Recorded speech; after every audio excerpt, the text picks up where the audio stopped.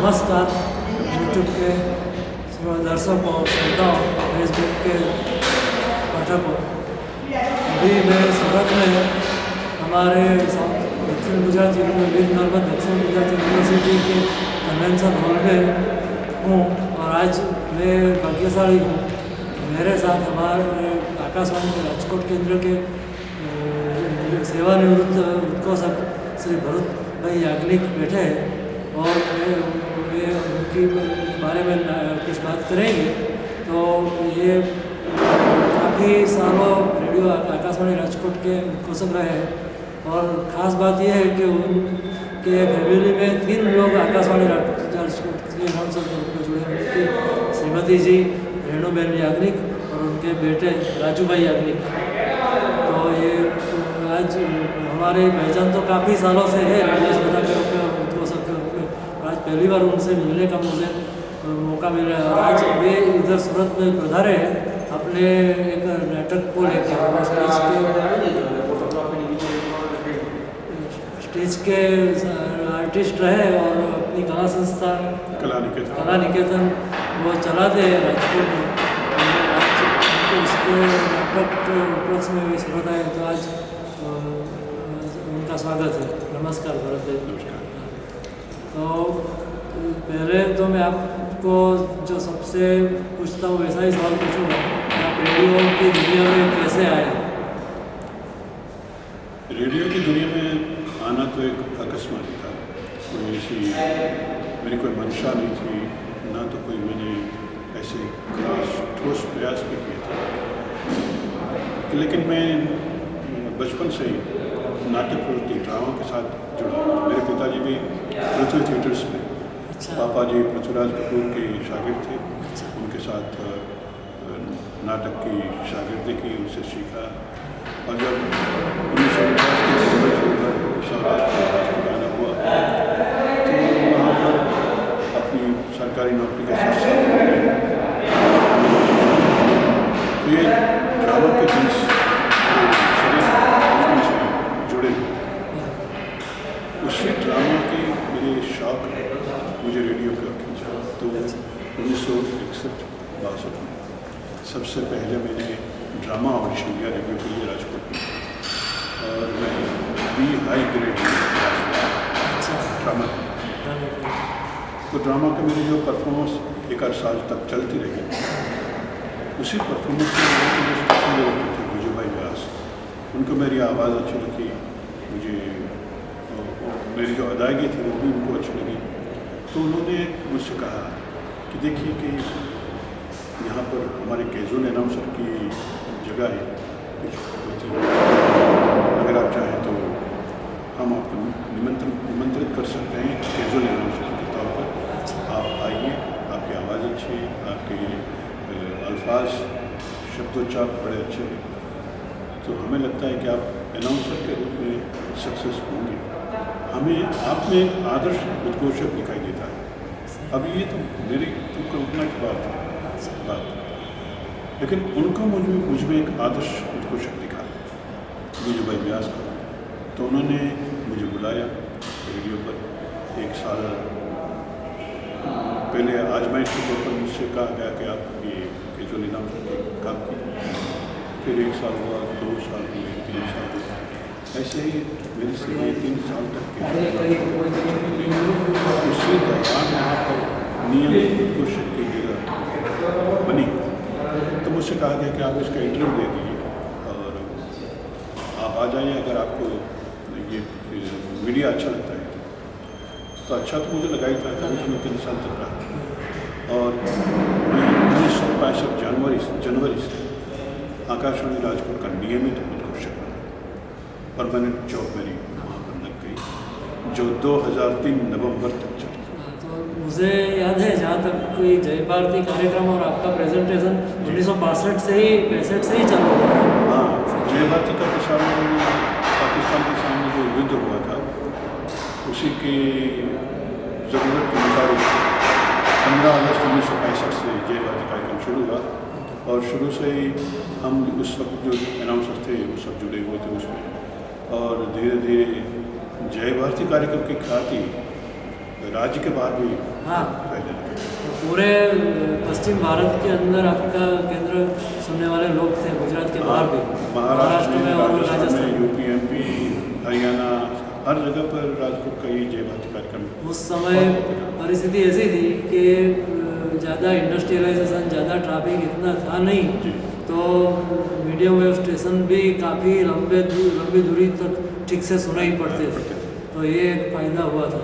तो 1900 जैसे कि आपने कहा कि दूसरे केंद्र प्रसारण के बहुत कम थे, लेकिन धीरे धीरे बढ़ते गए, तो राजकोट केंद्र को 20 किलोवाट की जगह पर 300 किलोवाट का इजाफा मिला।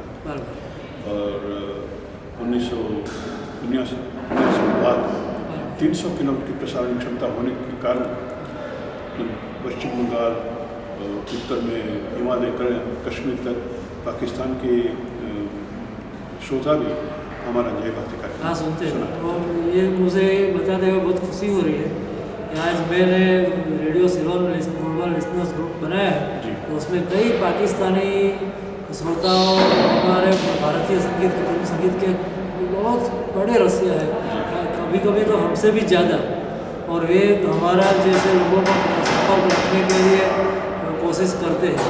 तो ये राजनीति की बात छोड़ो, लेकिन आवाम के अंदर कोई इतनी दुश्मनी नहीं है, कोई ऐसी भेदभाव नहीं है, क्योंकि ये तो कला, तो उस कला को भी ये लोग बहुत अच्छी तरह से रखते हैं। यानी आप पैदा इसी राजकोट के नहीं है, बम्बई से राजकोट। हाँ, मैं तो गुजराती हूँ, लेकिन मेरा जन्म बम्बई में हुआ। मेरे पिताजी फिल्म इंडस्ट्री के साथ जुड़े हुए थे, राजकमल स्टूडियो में, दूसरे ये सबसे पुरानी एक कंपनी थी सागर मूवी, 1929 से, हाँ उसमें भी मैंने काम किया था। जब फिल्म में बोलते भी नहीं एज एन एक्टर है। हाँ, उस वक्त तो प्रोडक्शन में भी ये सब, क्योंकि तनख्वाह पे काम करता था वहाँ पर, कोई फ्रीलांसिंग तब नहीं, तो तनख्वाह पे कर्मचारी हुआ करते थे। और जो काम पेंडिंग हो, जो भी किसी को करना वो करना, और लगता डायरेक्टर को कि ये आदमी इस कैरेक्टर के लिए अच्छा है, तो उसमें उसको बिठा देते थे उसी तनख्वाह में, उसमें तनख्वाह में कुछ इजाफा नहीं होता था। लेकिन पिछले सालों में 1944 से उन्होंने पृथ्वी थिएटर ज्वाइन किया, तो पिछले साल पूरे देश का दौरा किया, और उसी के कारण आज मैं एक नाट्यकार के रूप में पूरे गुजरात में अपनी प्रवृत्तियाँ करता हूँ, गुजरात के बाहर भी करता हूँ, राजस्थान, जोधपुर, उदयपुर, बम्बई,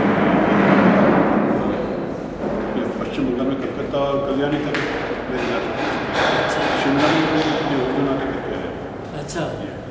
और आप मेरा ये जो इस वक्त मेरी सूरत जो देख रही है, वो आज ही मेरा नाटक है महात्मा गांधी के जीवनी पर, और मैं उसमें महात्मा की भूमिका कर रहा हूँ।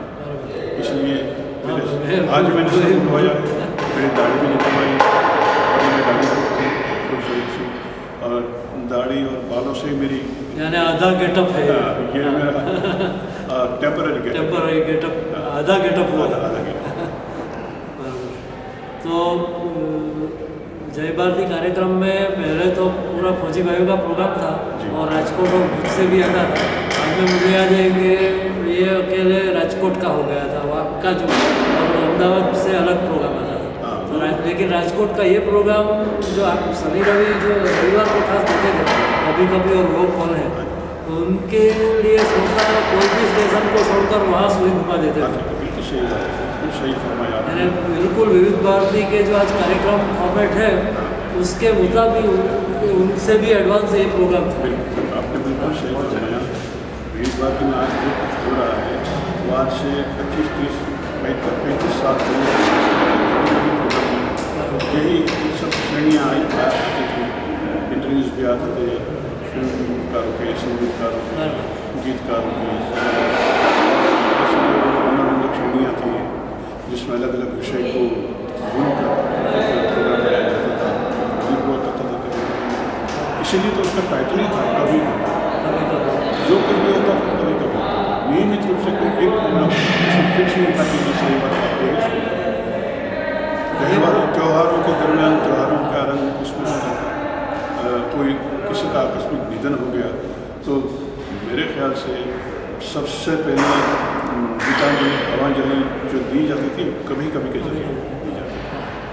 तो कभी कभी इसे प्रोग्राम से मुझे याद है और ये और वो कौन है कि इसके कारण हमारा जो ये प्रोग्राम बिल्कुल पहले फौजी भाइयों का ही था तो इसकी जगह ये प्रोग्राम आवाम का बन गया और आज तो सिर्फ जय भारती नाम रहा है, बाकी के प्रोग्राम उसमें कोई फरमाइशी प्रोग्राम और ऐसा कुछ है ही नहीं, सिर्फ अहमदाबाद से है।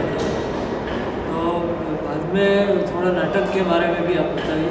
नाटक का नॉलेज इतना मुझे है नहीं, लेकिन आप जो अपने हिसाब से बताना चाहें। नाटक का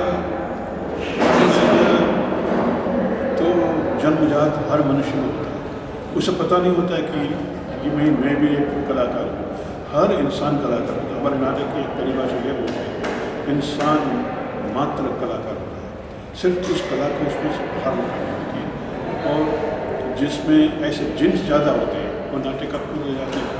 तो उन्हीं में से एक मैं रहा बचपन से, क्योंकि मेरे परिवार में ही सब नाटक वाले थे। आज भी मेरे परिवार का पूरा जो परिवार की जो संख्या है सब के सब नाटक हो चुका है। मेरा बेटा है वो इसी नाटक में मैं गांधी बन रहा आया है, इसमें मैं गांधी बन रहा हूँ, मेरा बेटा सरदार पटेल बन रहा है।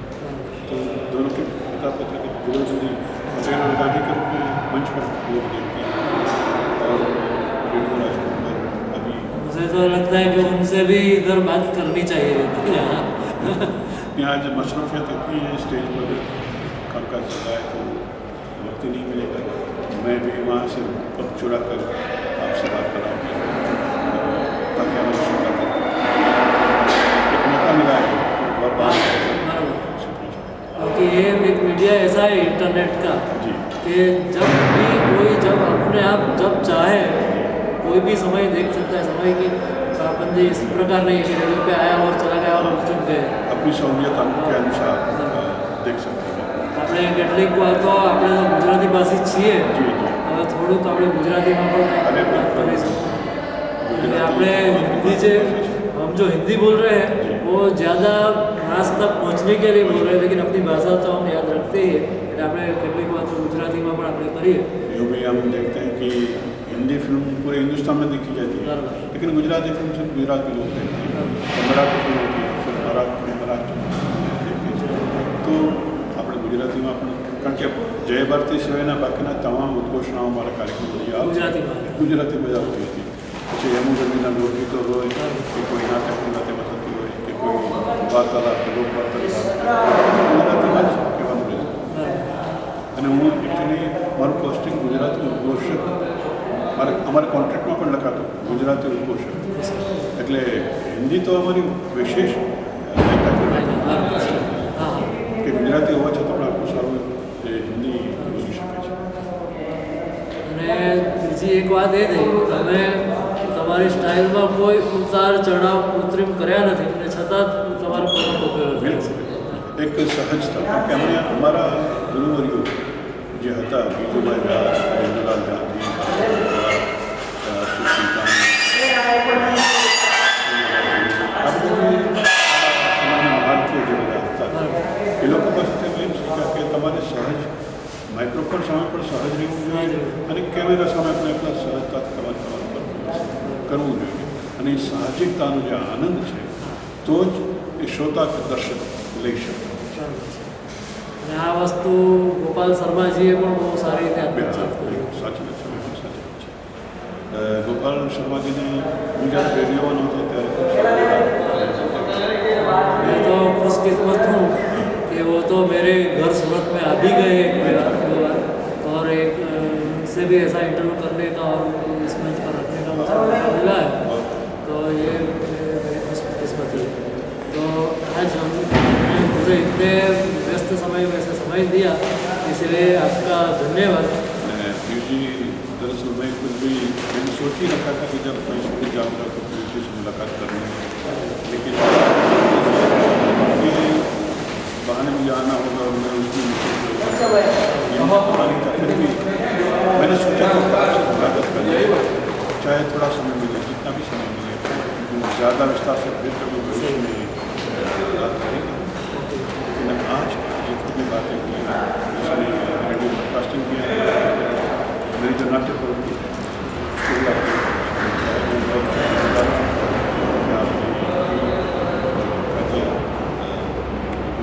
पहुँचने के लिए मेरी एक किताब आ रही है आने वाले दिन जिसमें मैंने अपने रेडियो अनुभवों को बयां किया। अच्छा। हाँ, गुजराती में गुजराती में नाम से श्रोता देवो મારે માટે શ્રોતાએ દેવતાનું હતું આજે પણ છે એટલે શ્રોતાને જેમ આપણે ગુરુદેવો ભવ માતૃદેવો ભવ કંઈ કહેતા હોઈએ છીએ એવી રીતે હું કહું છું કે શ્રોતા દેવો એટલે એ શ્રોતાઓને મેં સમર્પિત કરી છે મારી પ્રસારણ યાત્રા અને એનું શીર્ષક જ છે મને याद है कि एक श्रोता को तो आप ढूंढते ढूंढते कच्छ में गए थे। बिल्कुल नियमित श्रोता थे तो और उनका वहाँ जाके आपने इंटरव्यू किया था। तो ये जो श्रोता के प्रति समय में जब भूकंप हुआ था उस समय तो ये तो बड़ी एक बहुत अच्छी बात है कि आप श्रोताओं को इतना प्यार से याद रखते हैं। तो रेडियो ब्रॉडकास्टिंग के लिए बहुत कम लोगों ने लिखा है। एक अरुण सिन्हा जी थे दिल्ली के हमारे नाम से, उन्होंने एक किताब लिखी। फिर रेडियो स्टेशन के जैसे शर्मा जी ने उन्होंने बयान लिखी। तो गुजराती में शायद ये पहली किताब आ रही है। लेकिन फिर भी मैं आपको एक अनुरोध करता हूँ इसकी हो सके हिंदी या इंग्लिश एडिशन भी किसी तरह निकलवाइए जो क्योंकि गुजराती में एक वाचक गुजराती जानने वालों का सीमित हो जाएगा। तो ये ज़्यादा मास तक पहुँचनी है रेडियो की बात है तो इसके लिए ये भाषा भी जरूरी है। देखिए आने वाले दिनों में शायद ये भी हो जाएगा कि उसका हिंदीकरण भी हो जाए और अंग्रेज़ी में भी उसका अनुवाद छपे। लेकिन ज़्यादा से ज़्यादा लोग ये इस किताब को पढ़ें और देखिए कि एक ज़माने में ब्रॉडकास्टिंग का महत्व क्या था, किस तरह से प्रसारण होता था और आज दुनिया बदल चुकी है तो एक नए रूप से नए तरीके से ब्रॉडकास्टिंग होती है। लेकिन ब्रॉडकास्टिंग ऑल इंडिया रेडियो कहा जाता था वो हमारी मातृ संस्था की पूजा में आराधना। एक बात मैं और भी इसमें दाखिल करना चाहता हूँ कि आपका जो प्रोग्राम इतनी बढ़िया स्क्रिप्ट वाला था वो लाइव होता था सजीव और आपके ऑल इंडिया रेडियो की तो मुझे पता है कि रिकॉर्ड्स और सब बजाना भी अनाउंसर्स का ही काम होता है जबकि रेडियो सिलोन में व्यवस्था अलग होती है। विद बातों में भी अलग है वहाँ भी अनाउंसर खुद नहीं बजाते हैं। हमारे यहाँ तो आज भी अनाउंसर खुद बजाते हैं। फर्क इतना हो गया डिस्क बजाते हैं रिकॉर्ड डिस्क बजाते थे आज कंप्यूटर से बजते हैं लेकिन बजाते हैं सब टेक्निकल बाबत संभालने के साथ साथ अनाउंसमेंट में इतना चाम लाना ये भी एक बड़ी खुशी की बात है। और हमें खुशी है कि हम उस दौर को खुशी जब उद्घोषण खुद किया करते थे। शुक्रिया पीयूष जी आपने मुझे मौका दिया है और लोगों तक पहुँचाया है। मैं सबको शुभकामनाएँ देना चाहूँगा। आने वाले दिनों में अच्छे से अच्छे प्रोग्राम आप सबको सुनने को और टेलीविज़न के माध्यम से देखने को भी मिले और कहीं ना कहीं हमारा जो ज़माना था वो ज़माना थोड़ा सा फिर से लौट आए क्योंकि पुराने जो कला के संग्रह है वो आज लोगों तक पहुँचते नहीं है कई कारणों से।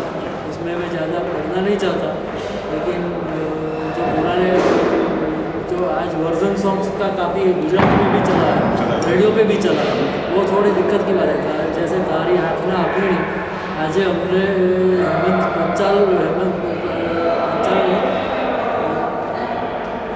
સારા જ તેનું સાંભળવા પડે છે જ્યારે ખરેખર આપણે દિલીપ ધોળકિયાનું સાંભળવાની ઈચ્છા